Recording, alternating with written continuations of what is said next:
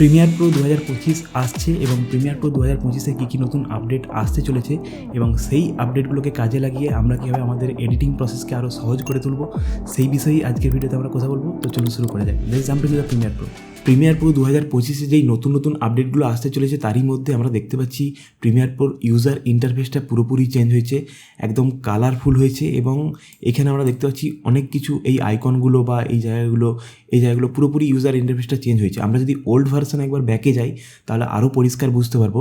আমি একবার ওল্ড ভার্সনে ব্যাকে যাই।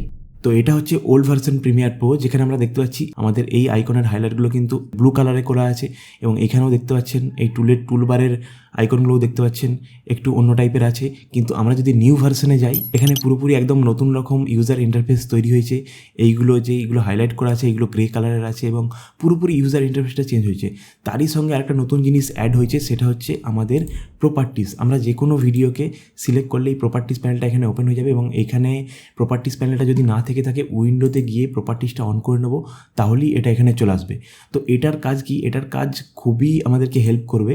আগে আমাদেরকে কী করতে হতো, এখানে ক্লিক করে এফেক্ট কন্ট্রোলে গিয়ে পজিশন তারপর স্কেল সমস্ত কিছু চেঞ্জ করতে হতো এবং আমাদের ক্ষেত্রে একটা অসুবিধা ছিল, সেটা হচ্ছে আমরা সব ভিডিওগুলোকে একসাথে সিলেক্ট করে এখানে কিছু করতে পারতাম না। কিন্তু আমরা এখন যেটা করতে পারবো, এইখান থেকে প্রথমত আমরা পজিশন তারপর স্কেল তারপর রোটেশন অপাসিটি সমস্ত কিছু তো চেঞ্জ করতেই পারবো। তার সাথে আমরা আরও একটা জিনিস করতে পারবো, এই সমস্ত ভিডিওগুলোকে সিলেক্ট করে আমরা একসাথে পজিশন, একসাথে স্কেল, একসাথে রোটেশন সমস্ত কিছু করতে পারবো। এটা কিন্তু একসাথে করা সম্ভব হচ্ছে, আগের ক্ষেত্রে কিন্তু সম্ভব হতো না। এখানে দেখুন আমার এখানে ভিডিওগুলো সব সিলেক্ট আছে, এখন আমি এফেক্ট কন্ট্রোলে গেলে কোনো কিছুই দেখাচ্ছে না। ঠিক আছে, তার সাথে আরও একটা জিনিস আমরা অ্যাড করতে পারবো, সেটা হচ্ছে এখানে আমাদের ক্রপ অলরেডি এখানে অ্যাড হয়ে গেছে। ঠিক আছে, আমরা এখান থেকে চাইলে টপে 10 এবং বটমে 10 দিতে পারবো, তাহলে একটা সিনেমেটিক ফিল্মবার অ্যাড হয়ে যাবে এবং এখানে আমরা এখন চাইলে রিসেটও করে দিতে পারি। তো পুরো এখন ভিডিওটা দেখতে পাচ্ছেন, পুরো ভিডিওটা জুড়ে কিন্তু ফিল্মবার অ্যাড হয়ে গেছে। ঠিক আছে, তো আমরা এখানে রিসেট করে দিই, আমরা এটা এখন এই মুহূর্তে চাই না। তো খুব সহজে কিন্তু আমরা এখান থেকে ক্রপটা অ্যাপ্লাই করতে পারবো।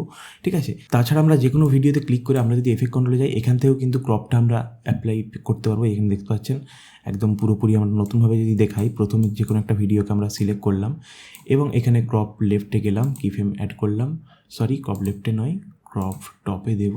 ঠিক আছে, ক্রপ টপে এবং ক্রপ বটমে এখানে আমি 50% করব, 50 নিচে 50। ঠিক আছে, দেন একটু এগিয়ে এসে আমরা এটাকে রিসেট করে দেবো অ্যান্ড দ্যাটস ইট। ঠিক আছে, আগে কি করতে আমাদেরকে এফেক্টসে গিয়ে সার্চ করতে হতো ক্রপ অ্যান্ড দেন টেনে এনে এটাকে এখানে অ্যাপ্লাই করতে হতো, তারপর এখানে এই জিনিসটা করতে হতো। কিন্তু সেটা এখানে সেটা একটা ক্লিকে হয়ে যাবে। প্রপার্টিসে আমরা আরও একটা জিনিস করতে পারবো, ওয়ান ক্লিকে আমরা যে কোনো ক্লিপকে সিলেক্ট করে অ্যাডজাস্ট স্পিডে ক্লিক করবো এবং এখানে স্পিড আমরা চেঞ্জ করে দেবো এবং ওকেতে প্রেস করে দেবো, তাহলেই কিন্তু স্পিড চেঞ্জ হয়ে যাবে। এখন যদি আমরা প্লে করি দেখুন এটা কিন্তু স্পিড চেঞ্জ হয়ে গেছে। ঠিক আছে, আমরা চাইলে সমস্ত কিছু ক্লিপকে সিলেক্ট করে একসাথে অ্যাডজাস্ট স্পিডে ক্লিক করে আমরা স্পিডটা চেঞ্জ করতে পারবো। ওকে, এবং এখন আমরা এই যে গ্যাপগুলো এখানে তৈরি হয়েছে এই গ্যাপগুলোকে ক্লোজ করে দিতে পারবো। তা কোথায় গিয়ে আমরা সিকোয়েন্সে যাব এবং এখানে ক্লোজ গ্যাপে ক্লিক করব। এটা এখন অফ আছে, তার কারণ এটাকে আমরা প্রথমের দিকে নিয়ে চলে আসবো এবং সিকোয়েন্সে গিয়ে ক্লোজ গ্যাপে ক্লিক করব, তাহলেই কিন্তু স্পিডও বেড়ে গেল এবং তার সাথে গ্যাপগুলোও ক্লোজ হয়ে গেল। ঠিক আছে, এবং এখন আমরা প্রত্যেকটা ক্লিপের স্পিড যদি চেক করি তাহলে দেখতে পাবেন এই প্রত্যেকটা ক্লিপের স্পিড কিন্তু 200% করা আছে।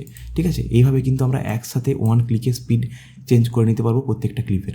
ঠিক আছে, আচ্ছা, প্রিমিয়ার প্রো 2025-এ আরও একটা নতুন আপডেট যেটা আমার খুব ভালো লেগেছে, সেটা হচ্ছে আমরা যদি কালার ওয়ার্কস্পেসে যাই এবং এইখানে আমরা সেটিংসে যাব, সেটিংসে গিয়ে এখান থেকে আমরা প্রজেক্টে যাব এবং auto detect log video colour space এখানে ক্লিক করে দেবো, তাহলেই অটোমেটিকলি এটা রেক 709-এ কনভার্ট হয়ে গেল। ঠিক আছে, এরপর এর উপর আমরা কালার গ্রেড করতে পারবো। এটা কিন্তু ওয়ান ক্লিকে আমাদের রেক 709-এ কনভার্ট হয়ে গেল। এরপর আমরা চাইলে এটাকে আমরা নিজেদের মতো করে কালার গ্রেড করতে পারবো। খুব সহজ পদ্ধতি কিন্তু ওয়ান ক্লিকে। এটা আমাদের সোনির S-Log3 ফুটেজ আছে এবং ওয়ান ক্লিকে সমস্ত কিছু চেঞ্জ হয়ে গেল। সো এখন আমাদের কাছে এই ড্রোন ক্লিপগুলো আছে, আমরা এই ড্রোন ক্লিপগুলো আমাদের প্রিমিয়ার প্রোতে ইম্পোর্ট করব। তার আগে একটা নতুন সিকোয়েন্স তৈরি করে নিই। আমি এখান থেকে 1920 1080 এই সিকোয়েন্সটা নিচ্ছি। আমি এখানে নাম দিয়েছি, জাস্ট একটা সিম্পল নাম দিয়ে দিচ্ছি অ্যান্ড দেন ওকেতে প্রেস করব। অ্যান্ড এখন যদি আমরা ড্রোন ক্লিপগুলোকে টেনে এনে আমরা যদি প্রিমিয়ার প্রোতে ইম্পোর্ট করি অ্যান্ড এখানে এই অপশানটা দেখা যাচ্ছে কিপ এক্সিস্টিং সেটিংস। ওকে, এখন দেখতে পাচ্ছেন ড্রোন ক্লিপগুলো কিন্তু অনেকটাই জুম হয়ে গেছে, দেখতে পাচ্ছেন অনেকটাই জুম হয়ে গেছে, ঠিক আছে, প্রত্যেকটা ড্রোন ক্লিপ অনেকটাই জুম হয়ে গেছে, ঠিক আছে। তো এইগুলোকে আমরা ঠিক করবো কীভাবে, সমস্ত কিছু ড্রোন ক্লিপ সমস্ত কিছু একসাথে সিলেক্ট করে নেবো, কন্ট্রোল এ প্রেস করেও আমরা সিলেক্ট করতে পারি। দেন আমরা প্রপার্টিসে গিয়ে ফিটে ক্লিক করবো, ফিট টু ফ্রেম আর fill to frame, fill frame and fit frame, এই দুটো জিনিস একটু আলাদা। তো আমি ফিট টু ফ্রেম আগে করলাম, তাহলে দেখুন পুরোপুরি আমাদের ফ্রেম বরাবর ফিট হয়ে গেল। তো অনেক সময় কী হয়, এই যে এই ড্রোন ক্লিপটা অনেক সময় কী হয় এরকম মানে ব্ল্যাক একটু উপরের দিকে এবং নিচের দিকে থেকে থাকে, তখন আমরা ফিলে ক্লিক করব, ঠিক আছে। প্রথমে ফিট করব, তারপরেও যদি এরকম ব্ল্যাক থেকে থাকে উপরের দিকটা এবং নিচের দিকটা, তখন ফিলে ক্লিক করব, তাহলে একদম এটা পুরোপুরি ফ্রেম বরাবর ফিল হয়ে যাবে। তো এটা একটা সিম্পল ব্যাপার। আগে কী করতে হতো, আমাদেরকে সবগুলো সিলেক্ট করে রাইট ক্লিক করে এইখানে এই যে সেট টু ফ্রেম সাইজ বা ফিট টু ফ্রেম সাইজ থাকতো, সেট টু ফ্রেম সাইজ এবং স্কেল টু ফ্রেম সাইজ থাকতো, এখন এই দুটো ফিট টু ফ্রেম সাইজ এবং ফিল ফ্রেম এই দুটো অ্যাড হয়েছে। এবং তার সাথে আমরা যদি এখন এডিটে যাই এবং প্রেফারেন্সে যাই এবং অ্যাপিয়ারেন্সে যাই, এখানে দেখতে পাচ্ছেন প্রিমিয়ার প্রো কিন্তু আমাদের এখন 3টে থিমে আছে, একটা হচ্ছে ডার্কেস্ট, একটা হচ্ছে ডার্ক, একটা হচ্ছে লাইট।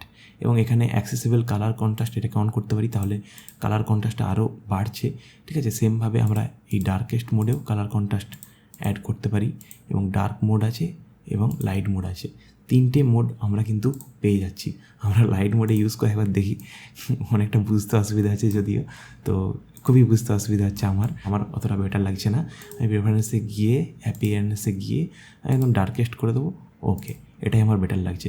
তো এই আপডেটগুলো প্রিমিয়ার প্রো 2025-এ আসতে চলেছে। এটা আমরা এখন Premiere Pro beta version use করছি, বিটা ভার্সনে এসেছে। 2025-এ যেটা মেন ভার্সন আসতে চলেছে সেটাতে কিন্তু এই আপডেটগুলো আসতে চলেছে।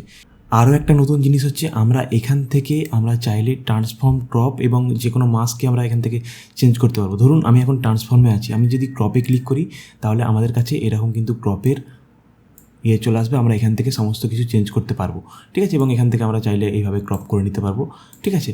তো আমরা আবার এগুলোকে যেমন ছিল তেমন করে দিই, ঠিক আছে। এবং আমরা চাইলে এখান থেকে মাস্ক, স্কিন মাস্কে যেতে পারবো, যে কোনো মাস্কে যেতে পারবো, এবং আমরা চাইলে ট্রান্সফর্মে এখান থেকে যেতে পারবো, এবং এখান থেকে আমরা এগুলোকে চাইলে ছোটো করতে পারবো, ঠিক আছে। এবং তাছাড়া আরও একটা জিনিস করতে পারি, সেটা হচ্ছে আমরা এখন মাউসের স্ক্রল হুইল ঘুরিয়ে, মাউসটাকে এখানে রেখে মাউসের স্ক্রল হুইল ঘুরিয়ে এভাবে কিন্তু আমরা চেঞ্জ করতে পারি, ঠিক আছে। ছোটো করতে পারি, বড় করতে পারি, এটা মাস্কিংয়ের সময় আমাদের খুব সুবিধা হবে। এবং আমরা এখানে এসে ক্লিক করে ফিট করে দিতে পারি, যেমন ছিল তেমন হয়ে যাবে, ঠিক আছে। তো এই ছোটো জিনিসটা এখন কিন্তু আমাদের খুবই হেল্প করবে, এখানে ক্লিক করে আমরা এইগুলোকে সমস্ত কিছু চেঞ্জ করতে পারবো, ঠিক আছে, বোঝা গেল। সো এই আপডেটগুলো যদি আপনাদের কাছে হেল্পফুল হয়ে থাকে অবশ্যই কমেন্ট করে জানাবেন, এবং এই ধরনের আরও টিউটোরিয়াল পেতে চ্যানেলকে সাবস্ক্রাইব করবেন। দেখা হচ্ছে পরে কোনো ভিডিওতে। আর আপনাদের জন্য রইলো এই ভিডিওগুলো দেখে আসতে পারেন, আশা করি আপনাদের অনেকটাই হেল্প হবে। ধন্যবাদ।